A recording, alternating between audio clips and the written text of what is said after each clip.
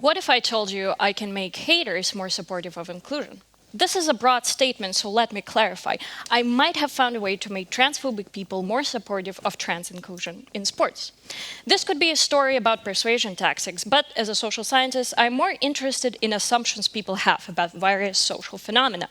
I believe it is important to know the way the public thinks, because we need to be able to speak to the people and not at the people. Previous research suggests that positive attitudes towards a group indicate support for their inclusion. But sports seems to be different because researchers have noted a certain tension between acceptance of trans athletes' identities and support for their inclusion in competition. The argument goes that it is not transphobia that motivates the resistance to trans inclusion, but rather considerations for fairness in the competition. But what do people mean by fairness? Well, it all depends on what sport is about. Here, academics have argued that sport is about comparing individuals and determining who is better in a certain skill. To do that, we need to account for existing physiological differences. That's why kids rarely compete with adults and why some sports have weight categories. Sex segregation, people assume, is required to get the fair competition going. But what happens to the resistance to trans inclusion when those assumptions about fairness are explicitly addressed? I answered this question by doing two things.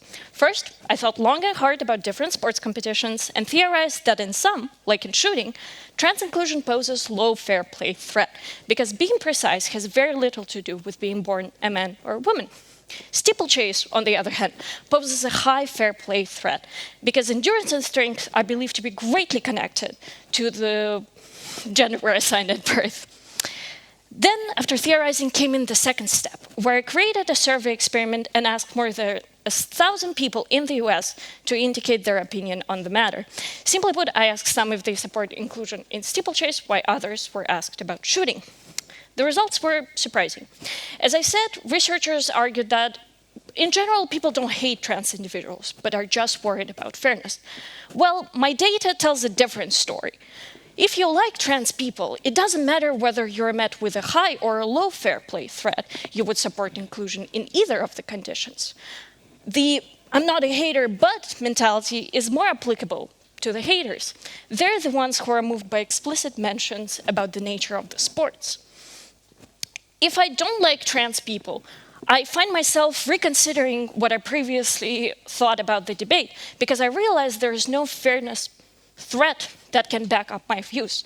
And as a result, haters in my sample were more willing to support trans inclusion in shooting than in steeplechase.